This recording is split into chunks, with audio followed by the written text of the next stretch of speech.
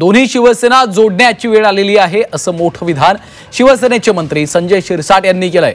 संधी मिळाल्यास दोघांना एकत्र आणण्याचा आपण प्रयत्न करू असं देखील महत्त्वाचं विधान त्यांनी केलंय। शिवसेना फुटू नये असं आमचं मत होतं, मात्र दोन्ही नेते एकत्र येतील असं वाटत नाही असं देखील संजय शिरसाटांनी म्हटलंय। दरम्यान भाजप शिंदेंना दूर करत असल्याच्या भीतीपोटी शिरसाटांनी गुगली टाकली असावी असा टोला चंद्रकांत खैरे यांनी लगावलाय।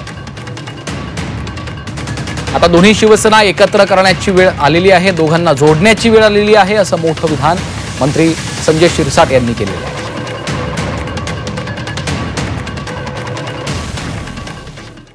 बघा, दोन्ही नेत्यांच्या भूमिका जोडणं, ते मॅच होणं, दोन्ही एकमेकाला हात पुढे करणं ही प्रक्रियेचा भाग आहे। जर अशी प्रक्रिया घडली तर निश्चित त्याच्यामध्ये आमचा सहभाग असणार आहे आणि तो प्रयत्न आम्ही करू, परंतु हे नेते एकत्र येणं मला वाटतं आताच्या घडीला शक्य होणार नाही।